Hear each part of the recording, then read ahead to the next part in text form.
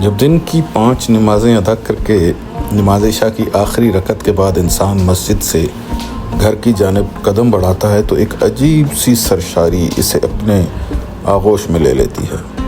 یہ سرشاری کوئی دنیاوی خوشی کی مانند نہیں جو مال و دولت، شہرت یا آسائشوں سے جنم لیتی ہو، بلکہ یہ تو روح کی وہ خالص مسرت ہے جو اپنے خالق سے گفتگو کرنے، اس کا ذکر کرنے اور اس کی عبادت میں ڈوبنے سے حاصل ہوتی ہے۔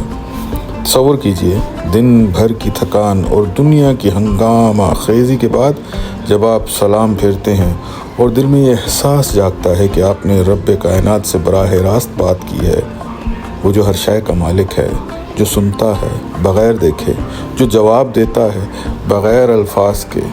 یہ سرشاری اس لیے نہیں کہ آپ نے کوئی دنیاوی کام مکمل کیا، بلکہ اس لیے کہ روح جو اصل میں آسمانی ہے اپنے منبع کی طرف لوٹ آئی ہے۔ روح کا تعلق تو رب کی عبادت اور ذکر سے ہی ہے۔ یہ جیسے پانی کی مچھلی ہے جو سمندر میں لوٹ کر زندہ ہو جاتی ہے۔ یہ احساس ہر مسلمان کے لیے ایک یاد دہانی ہے کہ ہماری زندگی کا اصل مقصد کیا ہے۔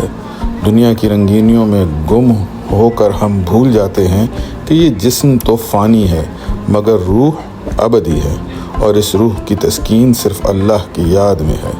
قرآن مجید میں ارشاد ہے کہ اللہ کی یاد سے دلوں کو اطمینان ملتا ہے۔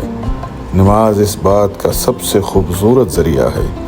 یہ وہ پل ہے جو بندے کو اس کے رب سے جوڑتا ہے۔ جب آپ سجدے میں جھکتے ہیں تو یہ صرف جسم کا جھکنا نہیں بلکہ روح کا سر تسلیم خم کرنا ہے، اور جب آپ عشاء کے بعد گھر لوٹتے ہیں تو یہ ساری سرشاری اس بات کی گواہی دیتی ہے کہ آپ نے آج اپنی روح کو زندہ رکھا ہے۔ اب ذرا رمضان کی طرف دیکھیے، یہ ہم تقریباً نصف رمضان گزار چکے ہیں۔ یہ بابرکت مہینہ جو رحمتوں، مغفرت اور جہنم سے آزادی کا پیغام لے کر آیا ہے، اب ہاتھوں سے نکلا جاتا ہے۔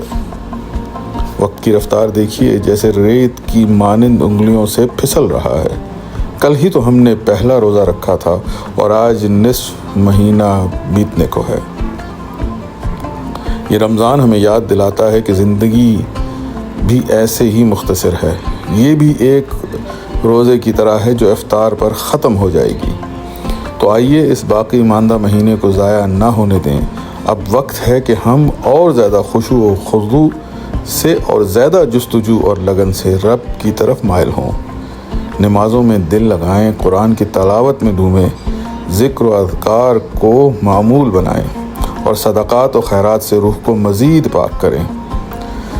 رمضان کا ہر لمحہ ایک موقع ہے کہ ہم اپنی روح کی سرشاری کو مستقل بنا لیں، تاکہ یہ احساس صرف رمضان تک محدود نہ رہے بلکہ سال بھر ہمارے ساتھ رہے۔ یاد رکھیے، جب رمضان ختم ہوگا تو ہمارے اعمال کی گواہی دے گا کہ ہم نے اسے کیسے گزارا۔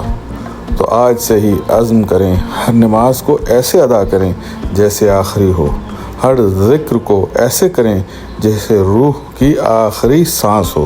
اللہ ہمیں اس توفیق دے کہ ہم اس سرشاری کو اپنی زندگی کا حصہ بنا لیں۔ آمین۔